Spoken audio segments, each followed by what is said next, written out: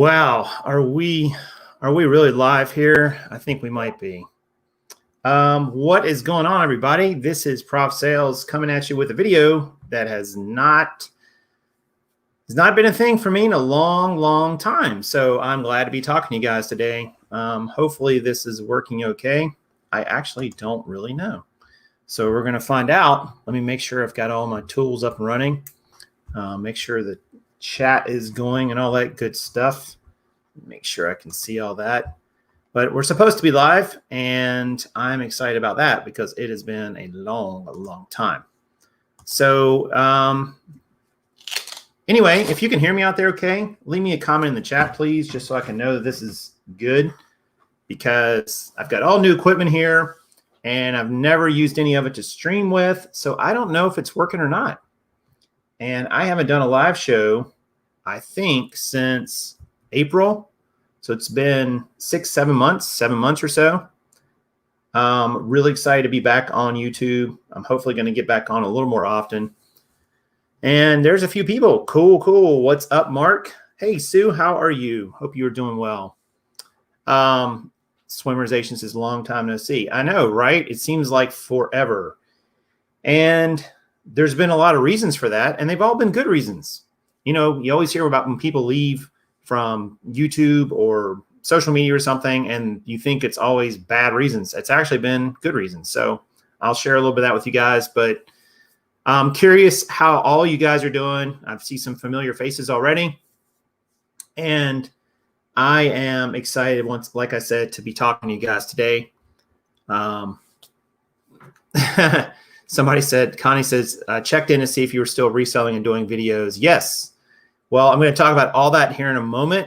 And it's really cool that I'm actually able to get back on YouTube, and this is actually working, which amazes me because I just literally had to do about 2 or 3 different pieces of software, add a piece or 2 of hardware, figure out if my speakers are working, my microphone was working, and it looks like it is. So we're off and running. All right, for those you don't know, this channel is about reselling, selling on Amazon and eBay, being in business for yourself, and being an entrepreneur. And it is still about those things, but I've definitely got some other things I want to share with you guys that I've been doing, that I've been up to. I've had a few people reach out recently and ask me about that, and I'm definitely going to share that. So the channel, as always, is always an evolution and process. I had a friend of mine who said the other day, I remember when all you talked about was selling jeans. And that seems like a lifetime ago, but I guess it really wasn't that long ago, but it's definitely evolved. So I'm going to share with you guys some stuff that I'm doing. I used to, hey, Sherry Honeybee, nice to see you too. It has been a while. I used to sell on eBay, and then I evolved into selling on Amazon as well, back and forth between the two. And I know that a lot of people that watch this channel have been watching me for those reasons. No, I'm sorry, Purple Lily. Karn is not around. I chose to do this when she wasn't here, which was probably a mistake. A lot more people would probably watch if she were here. But I'll definitely let her know you said hello. She may be listening as she's out on the road. Her son is in town for the holidays with his girlfriend, so they are hanging out, and they're out and about around Charlotte and so on. So yeah, I will definitely let her know that you guys asked about her. So I have had an evolution around eBay and Amazon over the last several years. I guess I really started reselling about 6 years ago. 6 years. I don't know. What are we in 2020? The evil 2020. And I've definitely moved through a lot of different niches and types of selling and had quite a journey with this. But I am definitely still selling on Amazon primarily. I have a few listings up on eBay, but it's really just things that I couldn't sell on Amazon or came back because I had some sort of, IP complaint. I got my first Voorhees letter. For those of you who are Amazon sellers, you will know exactly what that means. So my first official overnighted FedEx, we're going to sue you out of existence letter I got the other day on a brand. So yes, I am still selling on Amazon, and clearly upsetting some brand users for various reasons, but it just goes with the territory. but I'm definitely still selling on Amazon. We actually have grown our Amazon business over the last, I would say 4 months, 5 months. So I'll talk about that. And I'm also still working for Amazon. A lot of you may remember that. Oh, man, life is weird. So I guess it was September, right around the end of September of 2019, on a lark, I applied for a job with Amazon. I kept running out of capital in my business because I was funding my living expenses out of a reselling business. And for those of you who do that full time, that can be very difficult. That can take up a lot of cash, right? So I applied for Amazon. I applied to work at Amazon back in last September. Didn't even think I would get hired. Turns out Amazon hires everybody in terms of being a sales associate. And I did that for a long time. And then through a series of events that started with COVID, believe it or not, I actually started getting other opportunities with Amazon. And right now I work full-time for Amazon. I'm what they call a trainer. So my role is to train people. Hey, the prof, right? So my role is to train people compliant and make sure the building's in compliance in terms of where they're putting people that are trained in the right roles. And it's a full-time gig. And I really enjoy it. I enjoy the people I work with a lot. The work is interesting and challenging in ways that's unexpected. We recently got done, and this is part of the reason I haven't been on YouTube, gang, part of the reason. But for the last 3 months, 4 months, I've been working 55 hours a week at Amazon. As you guys know, Amazon's done really well in this pandemic year. There's been a huge demand in terms of people wanting to get things shipped to their homes or businesses, and Amazon's benefited from that. And I've just been working a lot of hours the last 3 months. I'm not as young as I used to be, so 55 hours was not quite as easy as I thought it would be. I don't know if I thought it would be easy, but it's definitely been a little bit of a grind to do that. But just because, it's just a lot of hours. It hasn't allowed me to focus as much on Amazon, selling on Amazon as I wanted to, but I've definitely enjoyed working there. I'm still working there full time as a trainer. My hours now are sliding back to regular 40 hours a week. Which has been a blessing for sure. And it's weird, like when you don't work for a company for several years, then you go back, it's very strange. Especially when you're a business person, my perspective is so different now. I see things in terms of, are they good business decisions or not? Not so much, are they good for me or bad for me, which is probably the way a lot of people approach jobs, that they think about decisions and think, well, is this going to hurt me or is this going to help me? I kind of don't even look at it that way. I kind of look at it as if I were a business person, would I make this decision? Which is an interesting mind shift to go back into. So I kind of approach everything in my job that way, or I try to best I can. But I've really enjoyed it. Amazon's been great. They've been good to me. They've been good to the people who work there. I think the building I work in is one of the better buildings to be in. And I think they've done their best in a very trying time to keep people safe as you can, to also make sure that people are able to work and that people still have jobs and that our customers still get their packages on the back end. And I've been a small part of that, and I've enjoyed it. No doubt about it. It's surprisingly enjoying. And I say that only because I didn't think I would ever be working in corporate America ever again. But, life is weird the way things happen and the way they turn out. And sometimes things that you don't think you'd ever be doing again, you're doing again, and they're great. They're not bad. They're great. And it has been great. So I've been doing that. And I'm excited to now get back into a more 40-hour week schedule. I'm off 3 days a week, which is great. 3 consecutive days, even better, right? If you're a reseller, the value of consecutive days off or consecutive days to get work done, because you can really get in a groove with 2 or 3 days in a row off. With a day here, a day there, it's very difficult sometimes. And so I'm excited about that. And Karn and I are still, we're still together. We've been together now oh gosh, I don't know, she's going to kill me. 7 years. Whew, that's a long time. So she is, as you guys know, she's awesome in so many ways, really in every way. There's not really a way she's not awesome.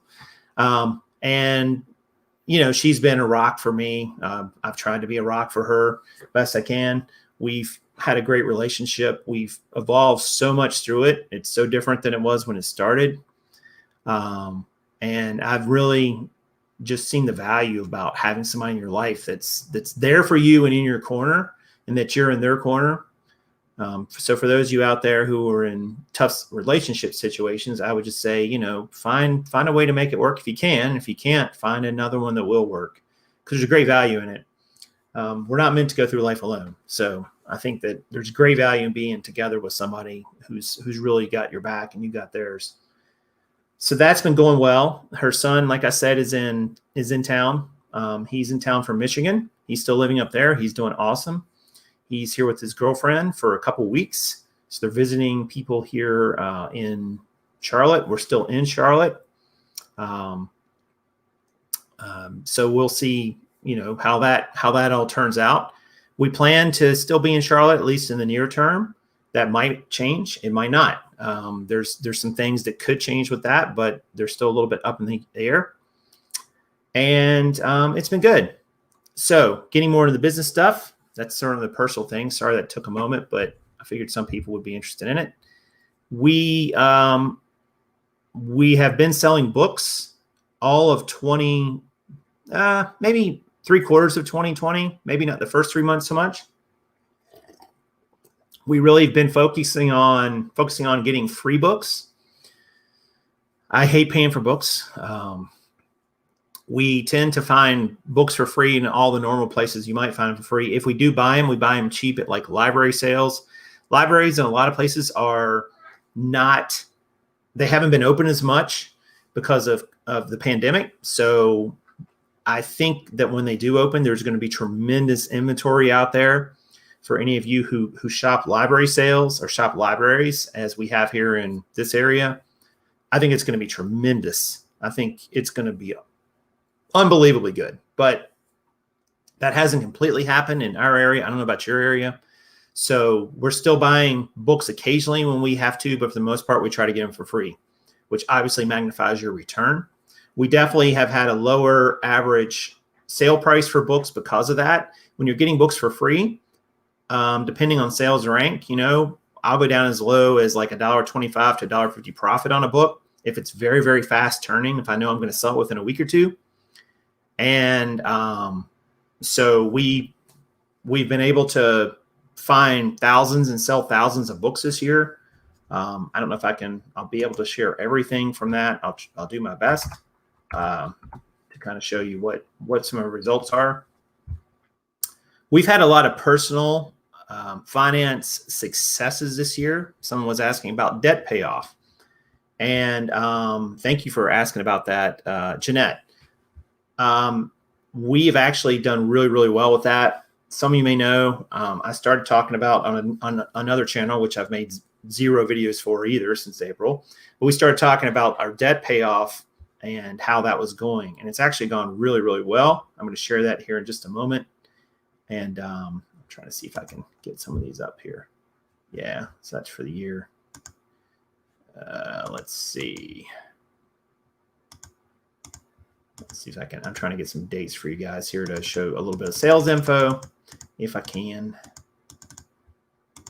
to today. I really should have had this prepared. You can tell I've not done any of these shows in quite a while. Okay, so let's see if I got. Yeah. Okay. So yeah, debt payoff. Let me share that with you. I'm going to share my screen.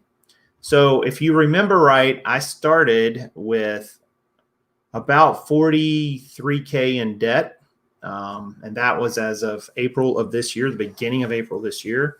So through really good budgeting, and I think we've really hit it out of the park budgeting wise, although we've still got some room to grow. Through some windfalls that we've gotten in the last part of the year, which I'm not sure if I'm allowed to talk about that completely because Karin's not here. But we've actually made tremendous progress. So I'm going to share with you my screen, which is, this is my change in net worth. I've become a big fan of really taking control of your finances and understanding your numbers, as you guys always know. And you can see that we started with about, we were down here around like 43,000. And we've actually, my personal net worth is now up to like minus 5,700. So we've paid off about 38K of debt and so on.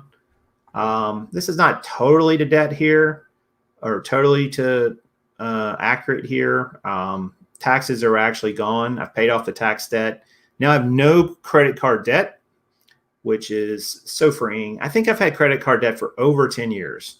So I'm really glad to finally knock that out. Cash has grown. You can see up here to 13K. Assets are okay. Investments are actually a bit higher than that now, and retirement accounts. But you can see I'm almost up to that zero net worth number, which is where you start growing. Because what I've learned over the last year or two is that, you know, there are rich people who have a lot of income, but they spend a lot of income, and they really don't have anything to show for it. But wealthy people have assets above their liabilities. They actually are worth more than their assets are worth more than what they owe. And that's how you really build wealth. You build wealth by having actual assets, things that are worth something, not going out and buying something with debt. So yeah, I think I've done a good job. Karin is actually even in a lot better shape than me, but I don't know if she wants me to talk about it. So I'm not going to talk about it all right this second, but, I guess it's fair to say she kind of had an unexpected windfall, but I don't want to talk about that right at the second too much, but just suffice to say she's doing terrific. And so I'm really happy with the debt numbers, really happy with the debt numbers, honestly. I didn't know that I would get there. I think at one point in my life, I convinced myself that I was just always kind of going to be living in debt, you know, like you pay it down a little, and then you add a little bit back, and you pay it down a little, and you add a little bit back. And it just seems like it never goes away. And you're just in there paying thousands and thousands and thousands of dollars of interest for things that you don't even remember what you spent the money on, which is so crazy when you think about it. But I reached a point, I guess it was sometime last year, where I just said, I'm just done with this. This is just so stupid.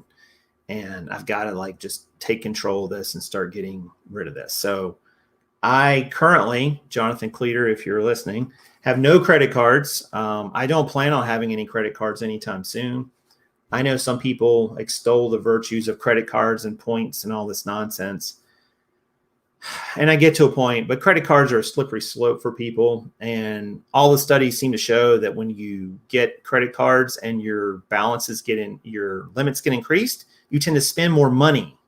That's one thing that's lost. Even though you may pay off things and not run debt, you spend more money. So let's say, for instance, you're spending $2,000 a month and your credit card limit gets raised from $2,000 to $5,000.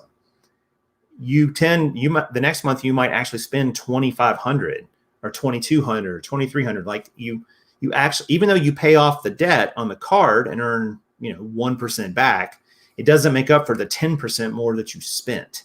So I think credit cards are a really slippery slope for most people. I don't really see a need to have them. This whole idea about credit scores and everything, it's just a bunch of nonsense.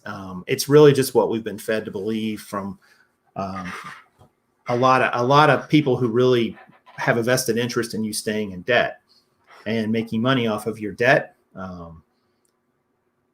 So I just think that there's no reason to have them. I don't plan on having them again. I have debit cards, obviously, but yeah, Dave Ramsey would be proud. Yeah, I like Dave. I think he's got a lot of great ideas. I really do.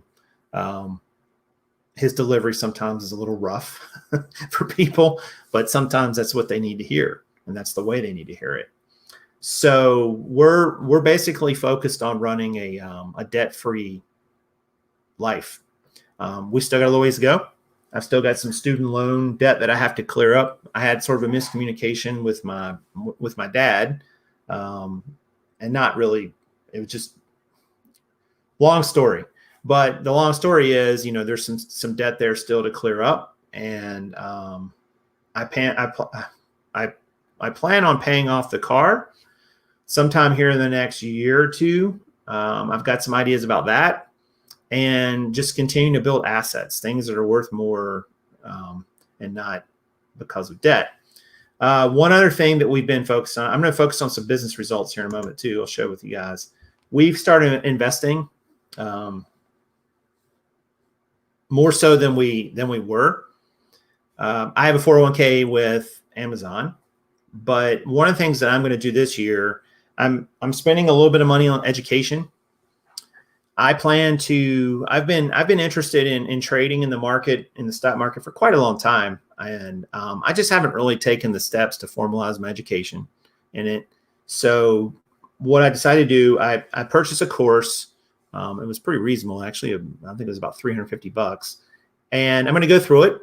I'm going to practice with paper money. For those, paper trading, they call it, where you get like a paper money bank account, a paper money balance, and you use that to trade against the real market to see how you would do.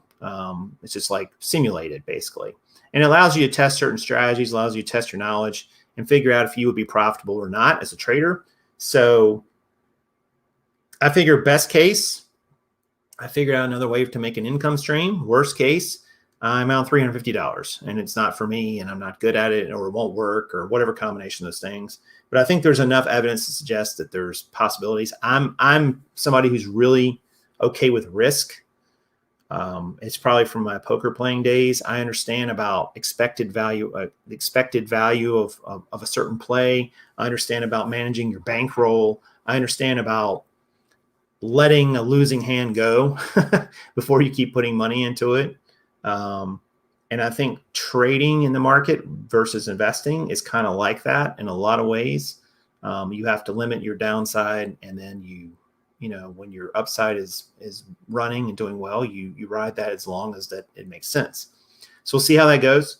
But I've also started investing in some other just simple portfolios to build some cash, to build some income. I've started building a dividend portfolio,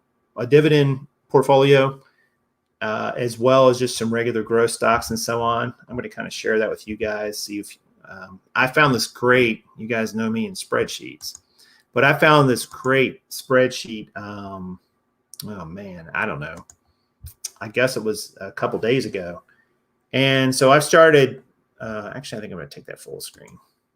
I've started a portfolio with. So right now it's about $2,500 I've invested in it so far. I'm going to do some regular investments in that every month. Probably about $400 right now it's looking like, and just kind of keep growing this. And the idea is to grow a dividend portfolio. This one actually has some non-dividends too. Over here, it's got all the tickers of everything that I've invested in. And then everything that's in yellow is a dividend producing stock. And over here, you see in this cell right here, what the dividend would be each year. So that number will continue to grow. Right now, all that dividend gets reinvested. It gets reinvested back into shares of those companies that pay a dividend. I know some of you probably have dividend stocks, or you've heard of them before. They have their pluses and minuses just like anything else, which is fine. But I like the idea of building up a portfolio of stocks that just will pay you. There's some famous investors who've been really successful with this. One that comes to mind is Kevin O'Leary from Shark Tank. If you like that show, he loves dividend stocks. Dividend stocks are just different. They pay you an amount of dividend, for those you don't know, based on how many shares you own. And so they pay out usually quarterly. And so every 3 months you get a check for how much ever dividend they pay out per how many ever shares you earn. So I just started with this. It's going to be interesting to see how this grows. But you also earn appreciation in these stocks too, just like anything else. So I've got that particular income stream that's going to build and grow. I think that, I hate to use the big R word, the big retirement word. Is that a bad word for some of you guys? I feel like it might be. But,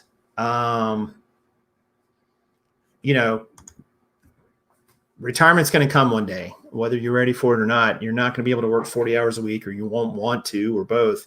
And you need revenue streams coming in. So rather than put all my eggs in the reselling basket, which I did for a while, and I know some people out there still do it. I know for a lot of you probably watching this is a part-time thing. You're selling online part-time. And I think that's probably the wiser course of action for most people.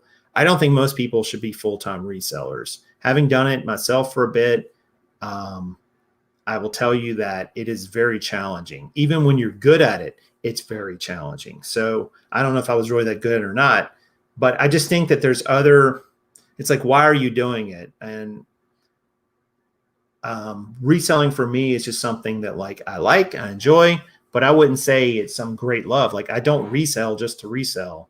I resell to earn income to go do the things that I do like doing. So if you're reselling and you want to jump into it full time, I would advise you just to be really cautious on that.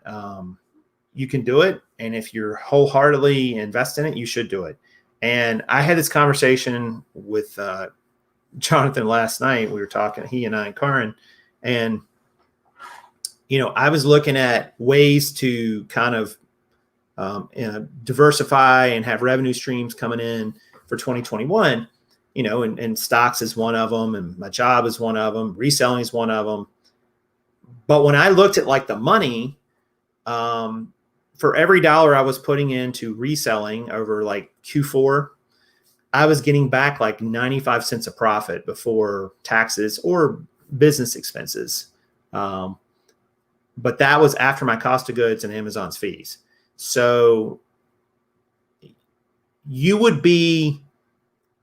not going to say it's impossible, but it might as well be, to find an investment vehicle that would allow you to put $1 in and get 95 cents of profit back out after your expenses.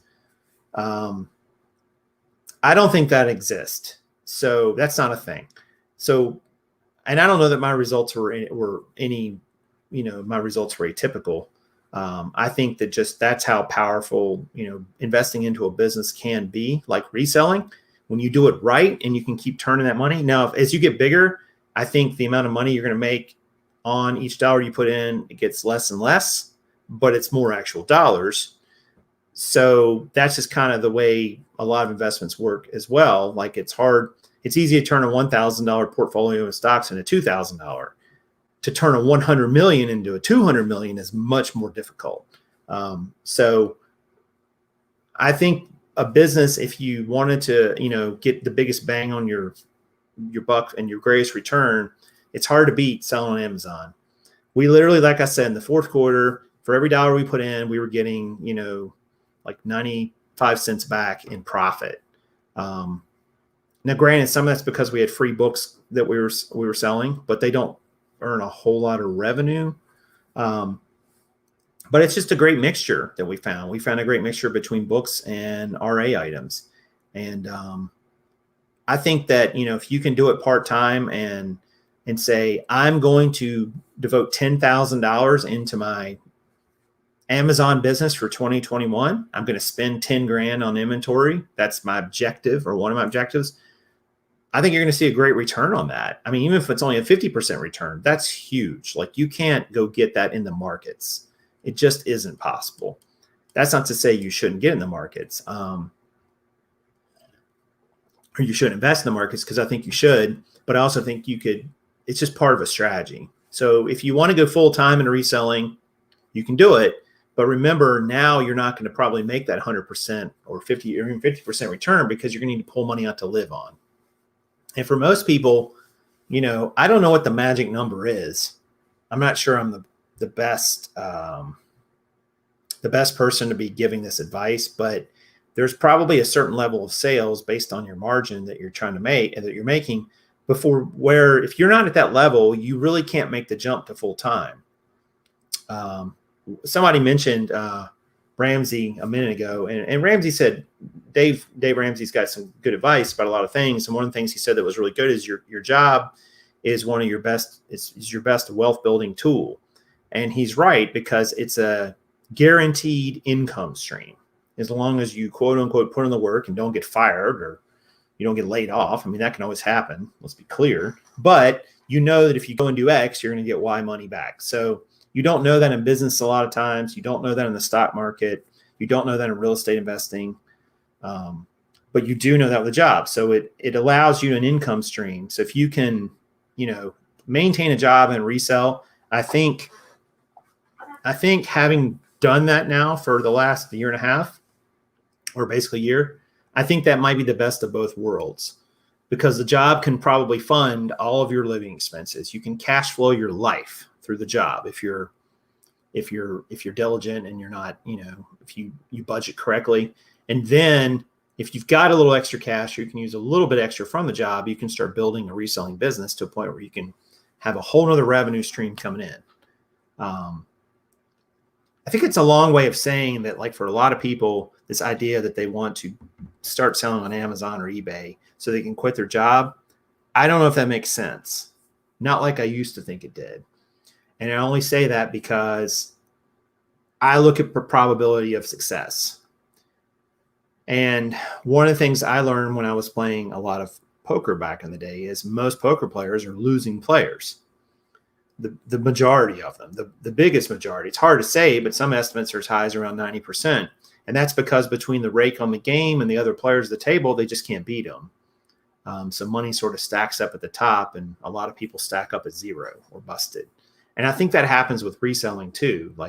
And that's not because the resellers at the top are taking all the oxygen out of the room. It's just because a lot of people don't want to either put in the work, put in the time to learn what they need to learn.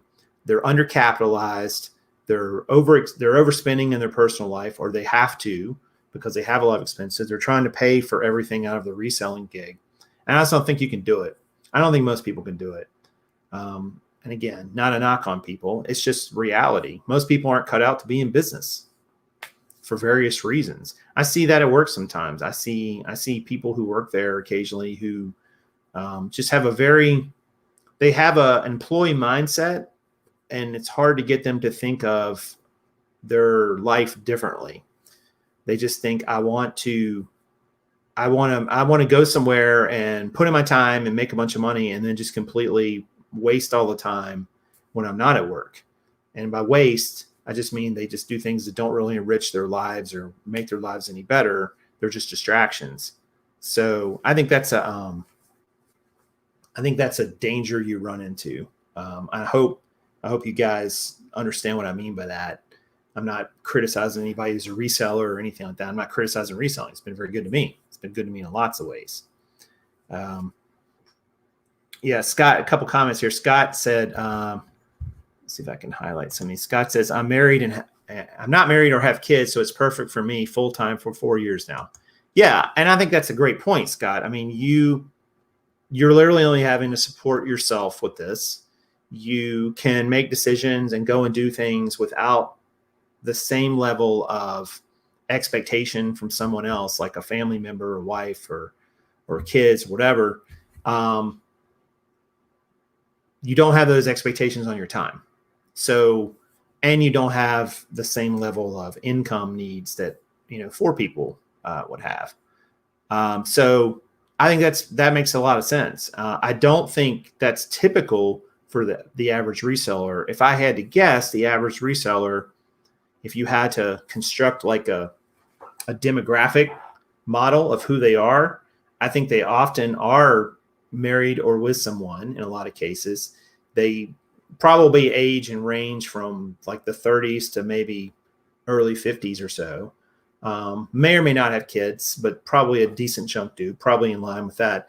And most people are looking to do it part-time. They either have another job or there's another breadwinner in the household that does have another job. And so I think a lot of people, fall in that category. Now, with this pandemic and economic uncertainty and craziness that's gone on, there might be a shift in all that. It won't surprise me if in 2021, as things, hypothetically open back up, as vaccines come online and infection rates hopefully drop and there can be more opening of society again, that people will flock to all this inventory that's just sitting out there. and start selling it on eBay and Amazon and Etsy and Poshmark and what have you, because they've either lost their job or they're looking for extra income now because somebody lost their job or they have an economic downturn. I don't know if that's going to happen or not, but it won't surprise me. It will not surprise me at all, only because now some of these e-commerce platforms have gotten even bigger and more entrenched in people. So I think people have gotten used to even more so buying things, and having them shipped to their home. So I think that mindset is still going to exist even after the pandemic is theoretically over, whatever that looks like. So keep that in mind. You may run into that. Paul DeLeo says Tesla calls. Oh man, don't get me started on Tesla, Paul. I should really do like an investment show of some sort, because I think I'd have a lot of fun doing it. I don't know if any of you guys would want to listen to it or see it, but if you think it'd be cool to have some investment content, I would be happy to talk about it and show the charts and so on, and what I've learned, which is very little. So yeah, I would be happy to talk about that. Let's see. I was going to show you guys. This is, what the heck? Yeah. So we've done, so I'm looking at like our categories for Amazon. I'm going to see if I can share this. I just want to make sure there's nothing, I don't have anything proprietary on here. Not that I have all these secrets, but this is by category. So I think I could show you guys this. So let me show you, this is from, I probably need to make that bigger. This is from Inventory Lab. And this is my categories from earlier this year to just recently. You see, we've done, oh, wow, you can't really, let me hide that. There you go. So we've done about 37K this year on Amazon. We really didn't sell anything for the first 3 months, like almost nothing. Like we sold maybe $1,000 the first quarter total. So it wasn't much. The revenue's been 37K with a profit of 12.7. I don't know if that's good or not. You can see like a lot of our profit this year has been books. 70% of the profit has been books. It wasn't really until the fourth quarter we started launching into RA items and OA items. But yeah, I mean, you can see like our categories. We have apparel up here, about $1,800 of that. Some automotive, baby, not hardly anything. Beauty, 1,885 books we've sold this year. Which has been about 23K of the revenue. So that's a big chunk for sure. And a pretty good profit, $8,800 on that. If you were selling textbooks, that number would be a lot higher. This number would be higher and this number would be higher, but you would have more risk, I think, to getting shut down by some of the textbook publishers out there. But that's just my own personal opinion from what I've seen. Health and beauty has been decent. We've sold about $1,700 of that. $3,500 of home improvement. That's been a good category for us with the $1,000 profit. So what is that? Around 30%. But you can see like these ROIs have been great. Like, home improvement's 81%. Home has been 82%. Kitchen 64%. Lawn and patio. Lighting has been great. 137%, but only 10 units, so not really that much. So yeah, we've had a good year. It could have been a lot better. We just missed out. How do I stop sharing this? Where the hell did it go? Oh, there we go. And so we just missed out on our first $1,000 day a couple weeks ago. Just missed it by about $20 or $30. That was kind of disappointing. We got that close and missed it. But it showed me, and what's funny is that $1,000 or near $1,000 day we had. I'll see if I don't know if I can show that or not. But that near $1,000 day we had was it was the result of like just a last minute shipment we sent in. And I was like, maybe this stuff will move right before Christmas. And we can sell it, and it'll just give us a little pop here right in the middle of December, right before, Amazon has that that time limit when everything has to be in by to get it out by Christmas, and we got it in time for that to hit. So And it just all kind of hit all like right at the same day. It's so weird how your sales go on Amazon sometimes. But I mean, I think we could pop some really good numbers next year. We're spending a lot more. Oh, I forgot to tell you all that, because that probably happened after the last show. And I'm curious if any of you guys are watching, if you did the same thing. We took advantage of the SBA loans that they were giving out back in the late spring. Or I guess that was the middle of the spring, actually. And, I don't know what you guys think about that. Anybody else in the chat or watching this, did you guys take advantage of those loans? We took, what did we take? We took the $22K loan. I think it was 22.5. It was something like that. Because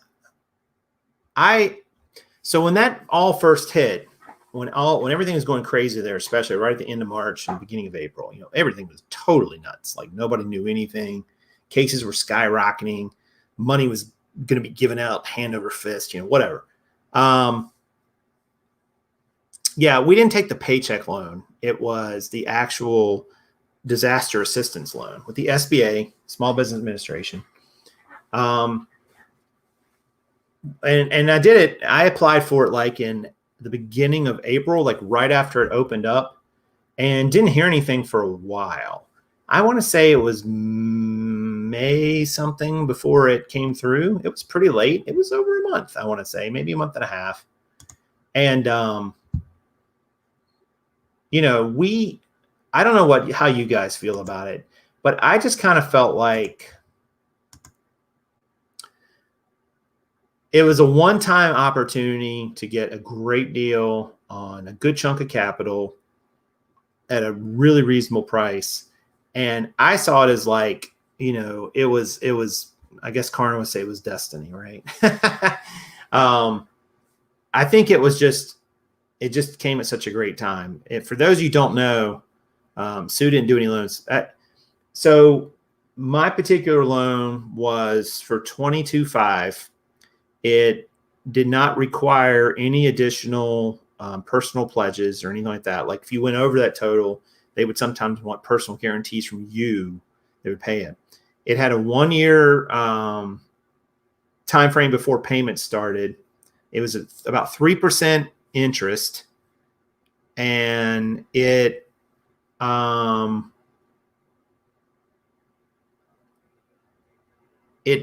a 30-year payment term. 30 years. So it's basically a mortgage. So I think my payments will start sometime in like June or July for the business. And I think my payment's going to be like $110 a month. I mean, to me, I don't know. I don't know what you guys think. To me, it was kind of like a no-brainer. Like it was just I did kind of agonize it, but I was like, man, this could really jumpstart my reselling business. This could get me over this stupid hump that I've had. I didn't have my full-time job at that point yet either. It could get me over this stupid hump where I just keep having to spend so much money that I make for reselling just for living expenses. And it did. It did. It has. I still have a big chunk of it. The business had a little tiny bit of debt I had to pay off with it, and I did that. And then use the rest to start plowing into inventory. Sweet Pea says, I didn't try for the loan, but I got assistance for unemployment. Not as much money, but more appropriate for my instance. Yeah, right. I mean, there were so many, like the government was just going crazy, right? Like you get a check and you get a check and it was like Oprah, right? I think everybody was just in this crazy situation where so much money was being given out. And I just felt like take this and use this to improve your situation. Use this to grow your business. And by the way, that's going to help people on Amazon that are buying things too, because people needed some of these things. Now, I didn't get involved in all the PPE stuff and stuff like that. I actually stayed away from that on purpose. But just in general, I knew that Amazon was going to they were already starting to, increase quite a bit. And I'm like, man, Amazon's just going to be crazy. So let's see if we can make this work. And we did. And I'm glad about it. I think overall it's been a real blessing. I know that we'll have to start paying it back this summer, and that's fine. I think I actually intend to pay it back sooner. I'd rather get that off of the business's books sooner. So I might double up or triple up on payments. I'm not sure what that's going to look like yet, but I definitely don't want it to be 30 years. Sue said she had a lot of capital after Q4, so didn't try for any of that. Yeah. Well, I don't think the amount of capital you had made much difference one way or the other. It was such a weird confirmation process. And mine was weird for a while because I sent it in, but then I didn't have an account. They somehow had my email off by one letter, my email address. So it was really weird. But once I got all that situated, then the money came through, and, Paul got his Army retirement check, I think that is, which is a help, and VA for insurance also. Yeah. Yeah. I mean, I don't know. I guess what I've just learned in this past year is, well, one, anything and everything can and will happen. I think I knew that, but maybe I needed reminding. But two, you can never have too much financial security. You can never have too many sources of income. You really can't. And stay away from things that are depleting your finances, because you just don't get value for them. I can't think of anything right now I would go buy that I would think is worth more than the money. That I would buy for just because it was a want, not a need, that I would buy that would make me happier than still having the money. That was a want. Needs are different, but wants, I don't know, maybe a Tesla, as Paul mentioned a moment ago. I would like a Tesla, but they're super pricey and they're not in the budget. So let's see what other comments were here. I think I might have missed one or two. I mean, the PP loan, the paycheck loans was different because I didn't think I qualified for the paycheck loans because I was already working at Amazon. I wasn't full time. I guess technically I was an employee of my company. I am, but I really didn't think I could give that to myself. I don't know. That was kind of weird for me. I figured that a lot of people were going to jump on this money, and they did. But then sometime over the next several months or even a year or two, there was going to be people who committed a lot of fraud. So they're going to come after people for a lot of things. So I was very careful not to do anything that I thought might be seen as fraudulent later. I didn't feel comfortable with the paycheck loans because I'm the CEO of my corporation and also the only employee. So I'm giving myself the money. I don't know, that just seemed weird to me. Like the business loan was different because it had very specific purposes, and I did not use that to pay myself. I used that for the business. I used that for business inventory. I used it to pay off a debt the business had. I used it to finance more purchases for some of the services I use, like subscriptions and things like that you have to have when you sell on Amazon. I just thought if I did it for myself, I would maybe get in trouble. And I didn't feel right about it either. Yeah. So, I mean, the money was a nice big boost for sure. And like I said, I still have a big chunk of it left because I've been replenishing it. I got some nice big checks in December from Amazon, the disbursements back. So that's been great. Some of the bigger ones I've had in quite a long time. What happened to Karin? She's still here, man. She's not here in this room, but she's here. We're still together. Let's see. I was going to try to show you guys. I don't know if I can show you this or not. It seems weird. By day, year. Yeah, maybe I can. Let's see. I really should have been better prepared with all this. I was going to try to show you my sales on Amazon, but I don't think that's going to look very big. You're not going to be able to see it. But like I said, it's basically been a really good year. I can't really complain about it. I know a lot of things have gone crazy in the world, which there's a lot to say about all that. And there's a lot that has been said about all that. But ultimately, I think we're going to get through all this. We're going to get back to some sense of normalcy. We're going to, we weren't maybe prepared for this pandemic and everything that happened, but I don't really know how you could have been prepared. This is a once in a century event, it seems like. So it's not like you can really stay that prepared for it. But I do think that the future is really bright for reselling. I think it's maybe brighter than it's ever been. eBay and Amazon and these other big players, they are nowhere near the majority of the retail sales yet.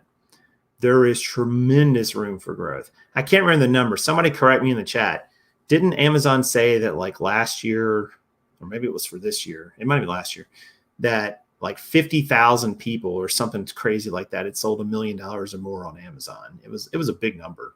That might not be the right number, but it was a big number. I'm like, man, show me a platform that's made thousands and thousands of millionaires. Like that's difficult to do. That is difficult to do because people are their own worst enemy a lot of times, right? We screw it up ourselves. Hi, Yvonne. I'm sorry I didn't say hi when you came in. I did see I was in the middle of a thought, but good to see you. But I hope you guys have been good. I've missed interacting with all you guys, and I do want to continue to evolve on this channel a bit. I definitely don't want to talk only about reselling going forward because I don't know that I can really add much more to your. I always looked at it like I kept talking about reselling because I felt like I had something to give to people. But I don't know if I really have that much left to give that I haven't already given, that I haven't already said or said many different ways. I'm still interested in talking about it, but I just don't know that I want to do I'm not going to do a video on how to clean shoes anytime soon. We've already done one of those. So I just think that there's not a lot that, not a lot of value I can bring you along those avenues other than just to encourage you to remind you to diversify your revenue, to keep looking for profitable things that are worth your time to sell, not just they're worth $1, and to just keep pushing forward and treat reselling as a part-time endeavor until it isn't. And if it never becomes anything else than that, that's fine. That's not a failure. So just, I would like to get back a little more regular on YouTube. I'm going to try not to make it like 7 months or whatever it was this time, or 8 months in between trips. That's a little crazy. But if you guys have other things that you that are other subjects that you're curious my take on, because maybe just because you like the way I explain it or I talk about it, not because I'm the expert and know everything about it, because I don't think I'm really an expert on anything. I'd be glad to hear those too. So you can always leave a comment or leave it in the chat now or a comment later. But I'm really glad to see all you guys again. It's cool to be back. I do think that, oh wait, hold on a second. Somebody said, I gotta see this comment. Ulterior motive. That's a great username, by the way. Hi, Prof. How many jeans do I need to sell to quit my job? Oh, man. I don't know that I'm qualified to even remotely answer that question, like for a specific number.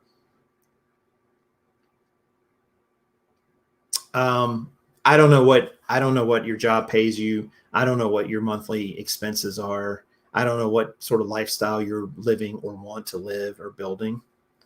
But I would say this, with any type of reselling you do or selling you do or any new income stream you go on, if you want it to replace an income stream you already have, Like if you want reselling to replace your job, for instance, then you need to be able to build that revenue stream to be even bigger than your job, because your job, as long as you don't lose it, is stable. It's stable income, right? You're going to work this much per week and they're going to pay you this much money. Reselling is not like that. Reselling income comes in waves sometimes, and then it's just a dribble and everything in between. So you have to just keep in mind that it may not be steady. It may not be consistent like a job's income is. Do I think it can be done? I absolutely think it can be done. It's not easy by any means, but most things that are worth it aren't.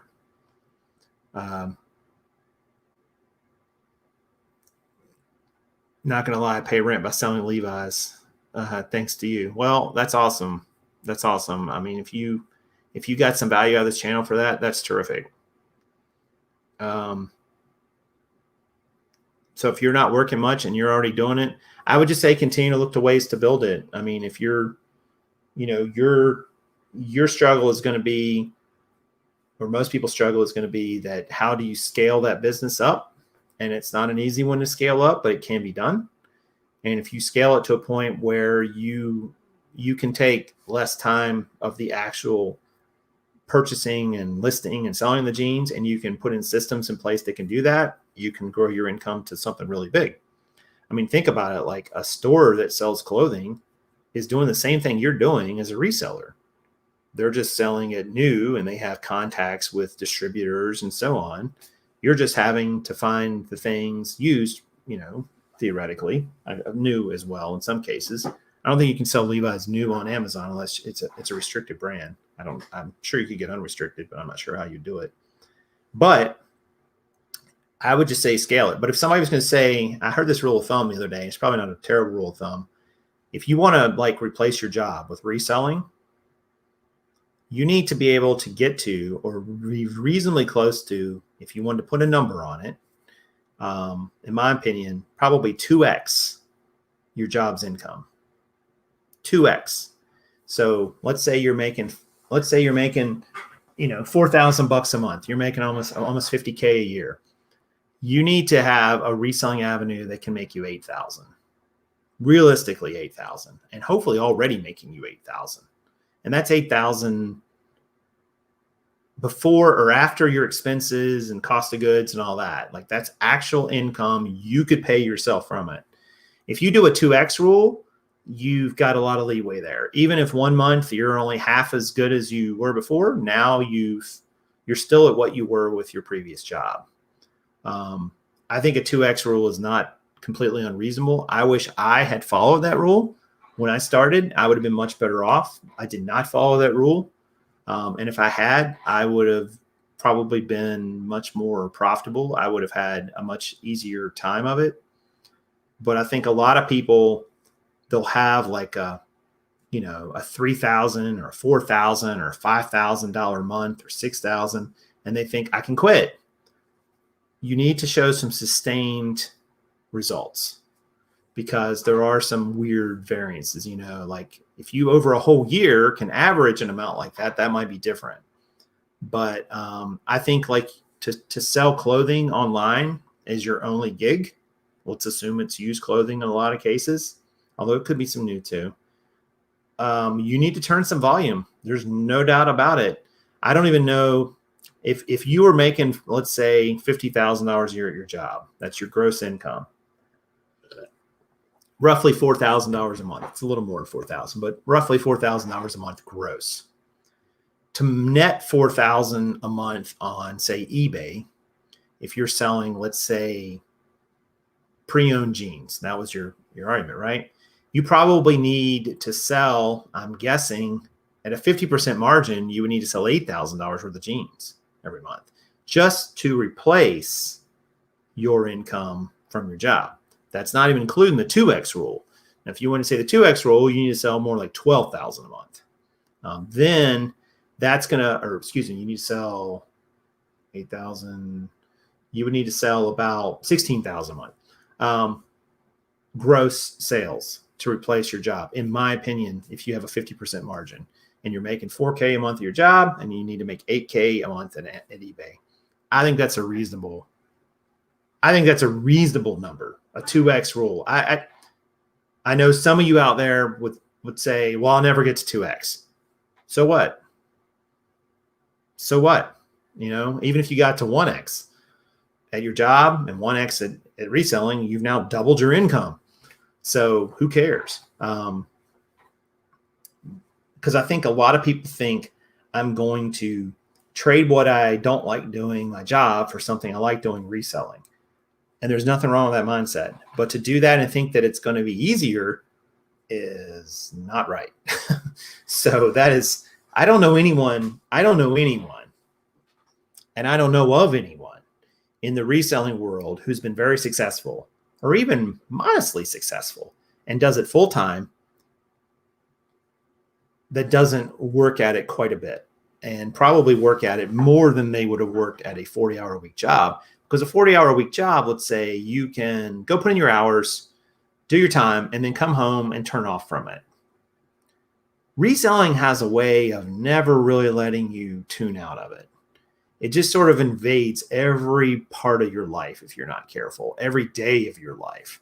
You wake up thinking about it and you go to sleep thinking about it. And that is very, a lot of people like that, but most people find that to be incredibly exhausting. Just like a job would be like that too. If you're always bringing your job home with you, that gets really exhausting in my opinion. A little bit of that goes a long way. So I just think that the number of people who really are cut out to go full-time in reselling, it's not even a matter about what they're selling, sometimes it's that, but it's not so much that even, or their model. Some models are easier than others. I just think that most people are not cut out for it. I really don't. I've actually thought that for a long time. Does that mean you can't do it? No, I'm not saying that, but I am saying I don't think that I don't think most people will do it, nor do I think most people should do it. I don't think most people should even attempt it, for all the reasons I just laid out. And, I know that's Landshark saying not a lot of creators on YouTube talk about that. Yeah, you're probably right, Landshark. Some people don't, but I think there are plenty out there who do get it. Some of my friends who are bigger sellers on Amazon, they get that. They understand that. Like, they understand it's hard, and they've had their struggles even bigger. You'd be surprised how many people, even with multi-million-dollar businesses, have had struggles on Amazon. It's not like all your problems go away because suddenly you start doing 100K a month on Amazon or eBay or wherever. That's not true at all.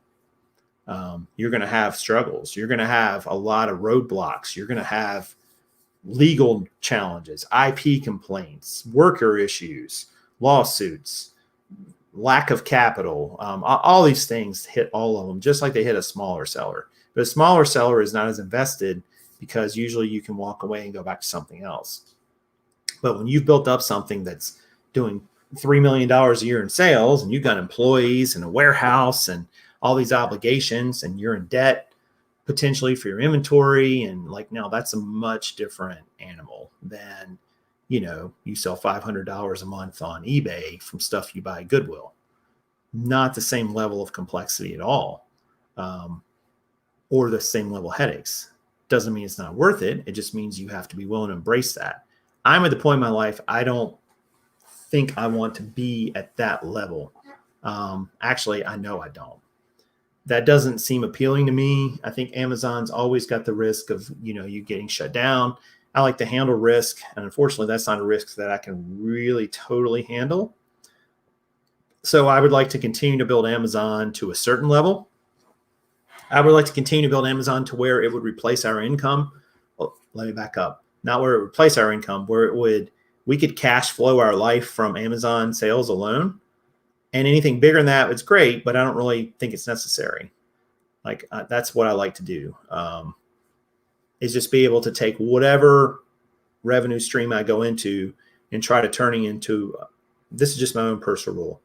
I'll say, all right, what are my personal expenses every month, and how can I get this revenue stream up to where it would provide that? That's kind of like my default, where I start getting interested. If it's below that, it's a hobby. It's not really much of a business. And there's nothing wrong with hobbies. For sure. Yvonne says I've always said reselling is way more fun part-time.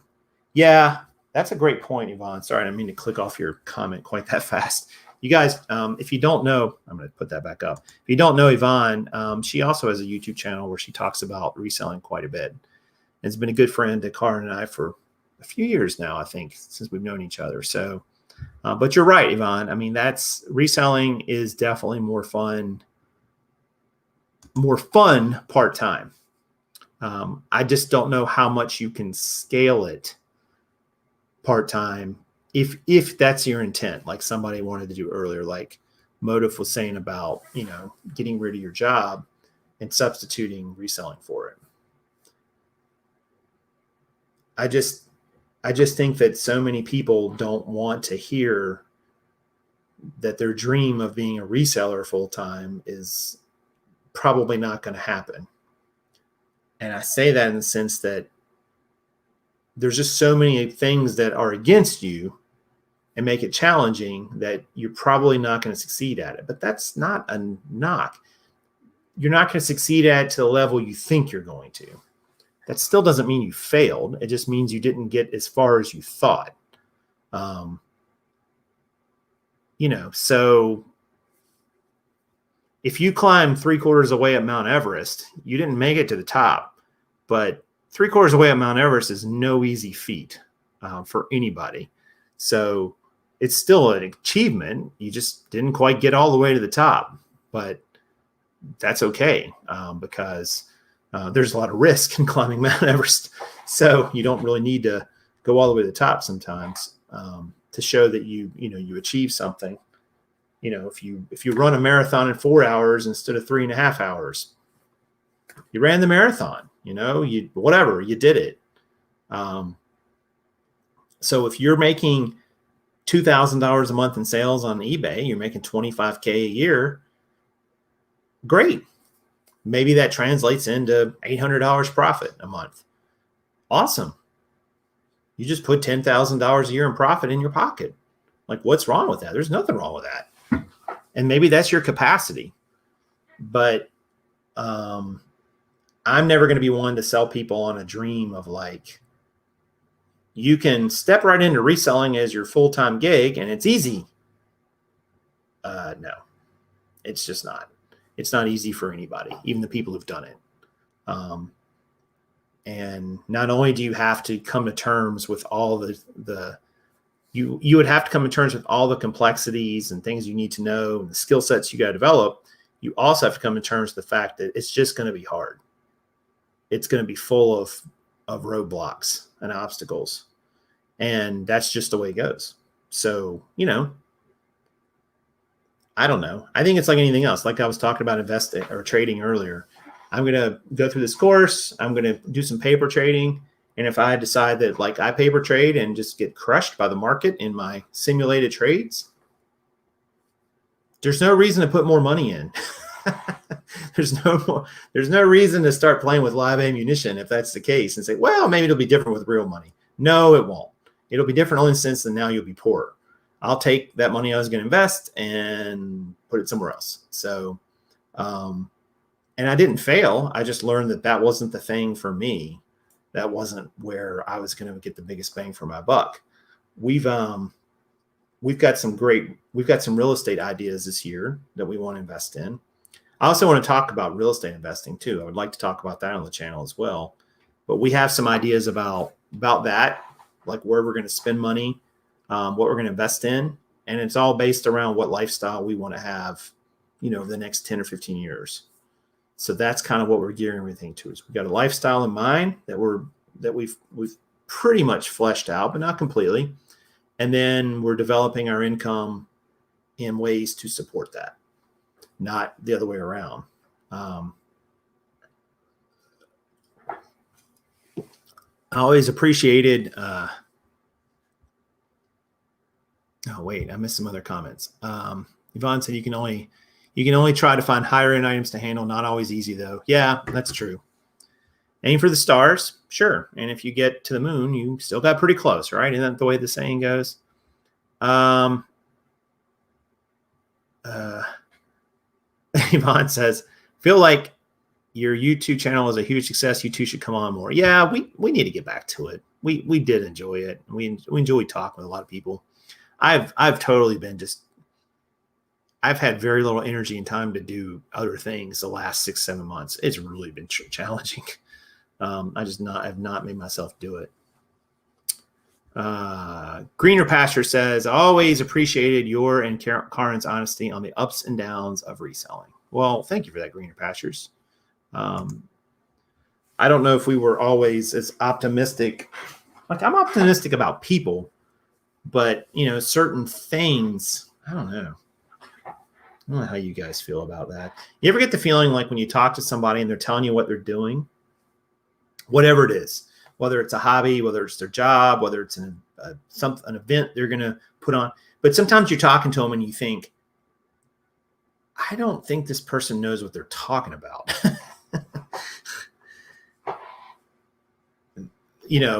And I don't mean that in a mean way, but there's been conversations I have had with people in reselling over the years where it struck me that they really didn't have a grasp on what it was they were doing.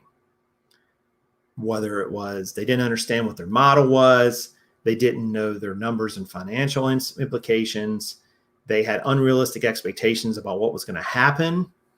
I've run into that a few times, and I know that like some people would probably just say to them, wake up. What are you talking about? That's stupid. You can't do that. That's ridiculous. But I don't know. I don't know that people always respond to that very well. So I think we've always tried to be like, you can do whatever you want to set your mind out to do. But most things, let me back up. You can do whatever you set your mind to. I believe that. A lot of things aren't worth doing because of various reasons. A lot of other things aren't going to be worth doing to you. Like, they're not going to be worth it to you. So once you take out those two categories, I think now you're down to just a tiny little sliver of things and endeavors or whatever in life that you should go after. Like, it's a small amount. And I think that's okay. Like, you don't have capacity to do a whole bunch of things all at once and do them well. Like, nobody does. So it's probably better to focus on 1 or 2 or 3 things maybe that you can really put your time and energy into and really focus on and do your best to be successful in whatever that looks like. I think for a lot of people, reselling is not in their mindset. It's not in their skills don't really translate really well to it, or the models that they're choosing are very difficult and also don't translate well to their skill set or their opportunities, whatever, or they're just stubborn and they just have this opinion about things that you just cannot change. You see that sometimes with people. There's that manifests in different ways. Like, for instance, I just need to keep buying good deals for people, and then they don't list them. So they build the dreaded, the death pile or whatever, right? Or they have a model where they want to, I'll sell anything I can make any money on. All right. So would you sell it if you only made a penny? Is it worth it? Probably not, right? Would you be willing to make $1,000 on it, but it's going to cost you $100,000? Not worth it. So, I just think that like there's a lot of people who have a lot of mindsets that they just don't really, it doesn't really translate well to this game. And I'm not sure there's anybody there to tell them that other than just the market's going to tell them that eventually when they just don't do well. So I don't know. Please let's follow these projects. Yeah, I know. Rentals are going to be profitable. Yeah, I think you're right, Greener. We're definitely looking at some rental. We're definitely looking at some rentals that'll fit in with our lifestyle, shall I say. I don't know. Probably need to say that for another video. I was doing great with jeans when I was getting them for $1. Yeah. yeah, for $1, you can sell even low-end jeans and make a decent profit. But when you got to pay $5 or $6 or $8 for a pre-owned pair of jeans, it really narrows down the universe of jeans that you can sell. I haven't, full disclosure, haven't been invested in the jean market in quite a while. I haven't really been that up on it. But from what I remember, $5 seemed to be around about the max the time 2, 3, 4 years ago. Anything more than that, and it became very difficult. You just couldn't find enough volume of expensive jeans. They're out there, but it was just hard to find a lot of them sometimes. So, yeah, I think we'll definitely talk about, man, I'm all over the place. It's so rambling. I think we'll definitely talk about real estate. We'll definitely talk about investing. We'll definitely continue to talk about reselling and just personal finance. I would like to talk more about those subjects. I know a lot of you guys came to us through reselling, and I do appreciate that. But I've, got other interests now too that tie into wealth building and management and budgeting and investing and all those things. So I just think it's a natural progression of things. I just can't spend the next 10 years talking about eBay and Amazon only. Much as I know some people would like to hear those things all the time, I just don't have that in me to do. But I'm always interested in talking to people and hearing their story and how they're progressing. I would like to do a few more interviews here and there. It just gets difficult with timing, or it has been difficult with timing. But now everybody's home again. I guess maybe it won't be hard with timing. So, all right. Well, listen, I got to wrap this up. I've been talking here longer than I thought.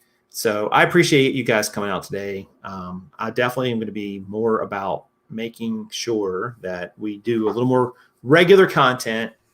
And we'll get Karin on here the next time, if at all possible. Maybe we can come back on next week. And yes, Mark, I'm working at Amazon still full time. Who knew? Full-time position. Jeff says I'm going to have his job any day now. Me and Bezos, we talk a lot. No, not true. But thanks again, guys, for coming out. If you don't mind hitting that like button, that would be great. I appreciate it. And please leave me comments in the comment section about anything we talked about during this video, anything you want to see more of. If you're interested in some of the other content, I would like to know that. I definitely will be doing some of it. But I am very glad to see all you guys again. It was a great turnout. And I hope you guys have a great rest of your day. Stay safe out there. We only got 2 more days of this 2020. 2021's got to be better. So have faith, don't lose that. And I hope you guys have a great 2021. If I don't see you before then, a happy new year. So this is the Prof saying to you guys, good sales to you.